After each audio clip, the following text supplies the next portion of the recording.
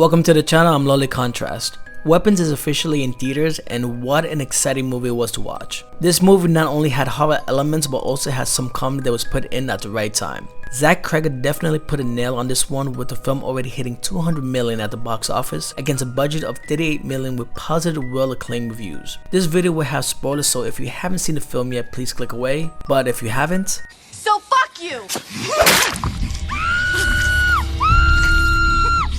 Weapons was an interesting film to watch. The film gave us different perspectives from the main cast, something that a lot of films done in the past but not a lot of horror film directors have done. The film revolves around 17 missing kids vanishing at 2:17 a.m. all at once, with the town dealing with when, why, how, and of course who, which was the perfect plot of the film that I love the most. The different sides of the story for each character I believe gave this movie a lot of great storytelling. I feel like if this film was just a one-sided person's perspective, then I feel like the movie would have been a bit bland, but thankfully it wasn't. Josh Brolin and Judy Garner were excellent in their roles. I felt for the characters because both were going through a traumatic experience that both couldn't see from the other person's perspective. So I liked the emotional dilemma and contrast of both slowly unraveling. And the confrontation between Austin Abrams and Alden Ehrenreich's character were the punchline in the film and ultimately the punch-in ticket, if you know what I mean. I guess James would never get his $50,000 award.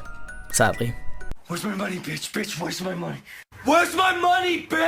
I kinda knew there was something off with Kerry Christopher's character Alex Lilly when he was the only child that wasn't missing in the classroom. It was especially weird with the newspapers covering the windows, which, okay, yeah, maybe the family needed privacy, but if you truly wasn't guilty, then you would have no reason to board everything up unless you was hiding something. I did thought it was weird that he was the only kid that wasn't missing, so that was one of my speculations at the beginning of the film. On top of that, his parents were AWOL and supposedly not feeling well, which, yeah, something was not right in this story. But this kid is only 9 years old and he gave this film a great performance, and I see him going places. By the way, I jumped and flinched during the fork scenes with Alex's parents. I was like, no fucking way! But it was a nice creepy touch to add to the movie. Benedict Wong did a great job as a school principal and sort of shouldered to Julia Garner character Justine. And of course, I'm gonna talk about Marcus Rampage, and wow. The moment I saw him running with his arms to the side just like the kids were when the movie started, I only thought of one thing and one thing only.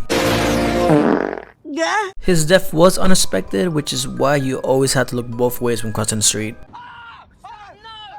Kinda sucks that Marcus' husband got the wrong end of the stick in a gruesome way, but like I said before, I didn't expect what was gonna happen, and that's what I look for in a horror film. When you can't tell which direction the movie's heading, that's what I'm looking for, and that's what Zach Cregger did in Barbarian, and Barbarian and Weapons are in the same universe, so yeah. If you haven't seen Barbarian, go check it out, it's an amazing film.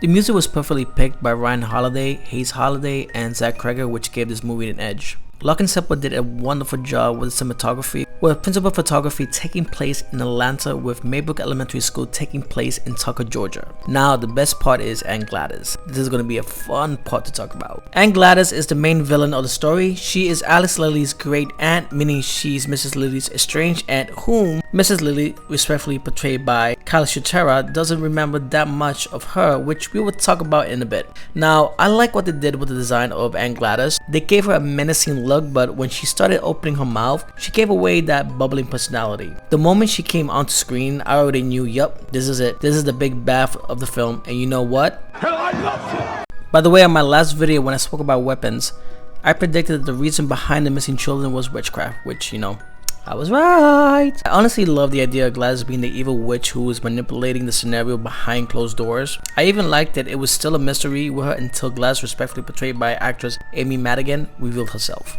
I love the look and transformation of Aunt Gladys. It gave me Long Leg vibes, which I know a lot of people agree with me. Her origin is somewhat shrouded in mystery since we don't know how old she really is, and my theory is that she's possibly an ancestor who maybe throughout the decades she was able to be in the shadows of the Lilly family without letting them know what she really is by constantly remaining in the shadows. When the time is right, she reveals herself to be some sort of family member. Maybe she is a distant relative that's just been remaining in the dark for countless years and decades. Who knows? Maybe I can be way off, or I can be right again. We can never tell.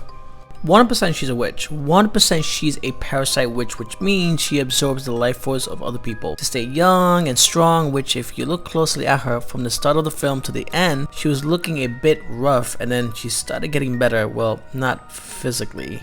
I love how she used the mini tree as a way to transfer life force to her and use it to get people by binding their hair with her blood. I thought she was a unique villain, honestly. And can we talk about her death? Was I the only one besides other people in the movie theater that was laughing and applauding this? Come on.